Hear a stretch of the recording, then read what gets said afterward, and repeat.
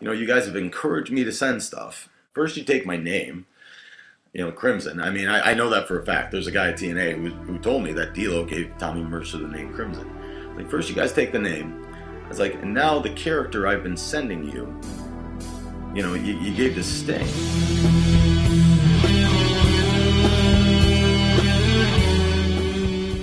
This is Justin Carnes, a professional wrestler of 11 years, trained in Michigan by guys such as Scott D'Amore, has wrestled around the world in his pursuit to go on the road full-time with a top wrestling company.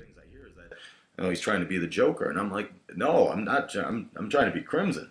Did I borrow from the Joker? Absolutely. He's a great heel. Mirror, mirror on the wall, who's the first victim of them to fall? Hobo Joe?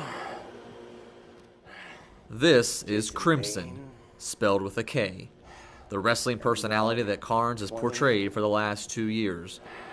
Johnny Gargano? It's been 10 years of bad luck. What's 7 more, huh? Miss me? Did you think I would go away? Were you hoping I would leave, huh? The witching hour is at hand. Carnes has been in contact with TNA and people in the company such as Tommy Dreamer and D'Lo Brown, who were aware of his Crimson character, and Carnes was pushing to get himself a spot on the roster. They see the name of the man who will haunt them for the rest of their lives. Crimson. Like the mask.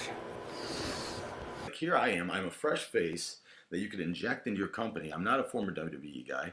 I was never signed to Ring of Honor. I'd be somebody who was completely. I'd be a TNA guy. I write my own promos. And then TNA had a Crimson on the roster, but it wasn't being played by Justin Carnes. Rather, Tommy Mercer was known as Crimson, spelled with a C. He did what was right for him. I mean, he did the right thing. I don't fault him at all. I don't know him. But I wish him the best of luck. I mean, he's a big, jacked up guy. He's got a hell of a look, and he's a young guy too. So, them giving him the name Tommy Mercer, the name Crimson, would be like taking a character like Abyss and calling him Frank Johnson or something, or just like Steve Jones. I mean, Crimson is a character. Same like Abyss. I mean, it's a name of a character, as to where TNA's Crimson. I mean, he's a guy. He's a badass guy, but he's a guy. I mean, he's just a guy. I told Alex Shelley this the other day when we were talking. I was chatting with him via text, and I said, as far as as far as Tommy Mercer's name goes, I mean, Shelley was like, well, he's supposed to be from Red Hook, New Jersey, and Red, Crimson. And I was like, yeah, I get it. I said, but as far as that goes, how about this? The Red Hook Revolver, Tommy the Gun Mercer. Boom, right there, a far better name than Crimson for this guy. Mercer would have been a better name for this guy as opposed to taking Crimson. It just, I don't know. I mean, it just seems stupid to me. But Carnes wasn't about to give up. He got some advice from a friend, and at the time, employee of TNA, Tommy Dreamer. And Dreamer said, come up with something different. Pitch him a different name. He said, they're not taking your character. He said, that's the important thing. They're not taking your character. He said, nobody can do your character like you do it. I said, okay. I said, so I did. I came up with the name Villain. I just shot some promos while I was sending stuff over for Danny Rod for 1PW as Villain. I cut a promo on, I did just like a basic intro, and then I did a promo on Sting, and I did a promo on Hogan. You just couldn't turn your back on all those little stingers that you held so dear for so long. Well, I am the man who is going to close the book on the fairy tale that you've been living for far too long. This time, the dragon sets the night aflame.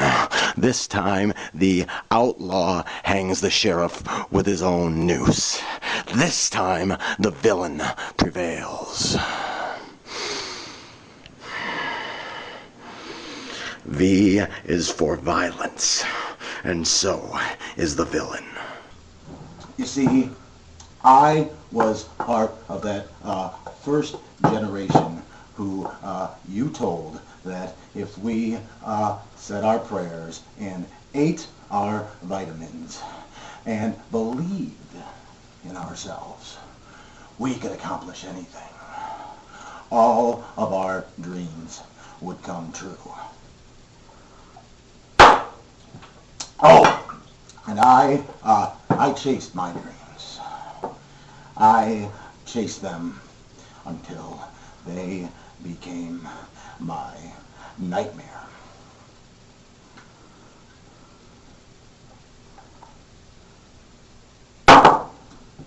The absurdity of a dream made a fool out of me, and the result is the atrocities that await.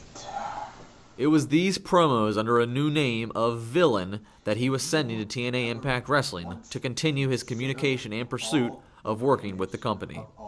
But then, things took a surprising turn as Carnes received several texts and phone calls telling him that he needed to turn on Impact to see what the icon Sting was doing. Come on, Terry, it's just you and me! Yes, I'll help you out wearing your mask! Is this what you want? What a legacy!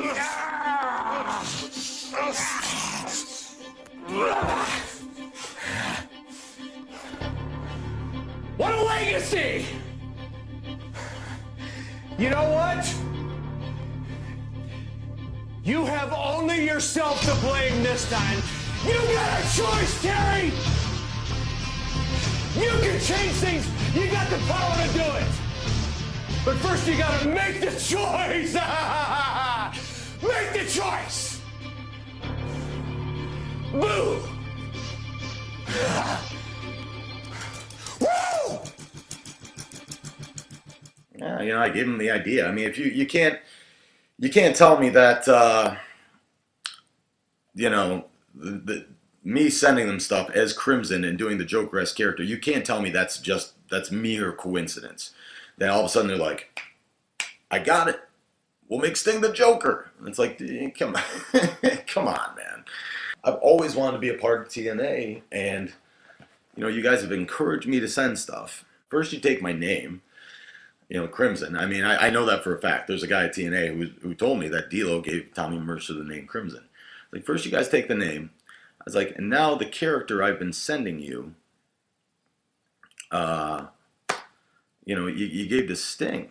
And the other problem that leaves me with is, let's say that you're a promoter in Ireland or, wherever, and I send you my work and you're not familiar with it. You're going to look at it and be like, huh, okay. Well, you have TNA Crimson's name, and now you're doing Sting's gimmick. No thanks. I mean, it's like, it's costing me, now it's harder for me to find work, and,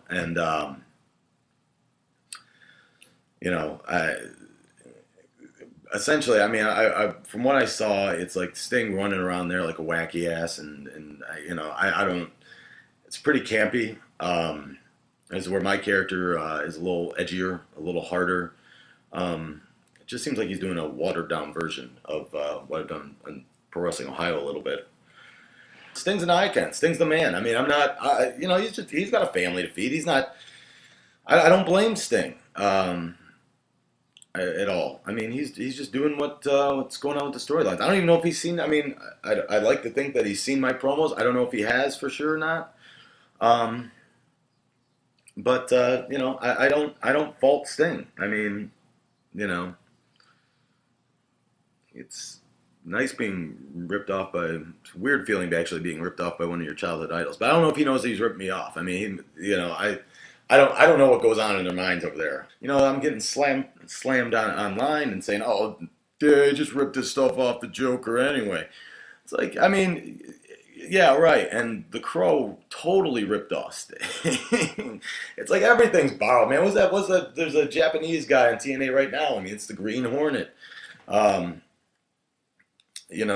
Sting took the Crow's face paint, Initially, it was straight up. Now it's kind of. I mean, before he started doing the Joker thing, now it's but it evolved into something. Same thing with the Crimson gimmick. When I first started doing it, it was way too Joker, way too Joker. I wore the tie, the vest, and everything, but it evolved. I made it my own.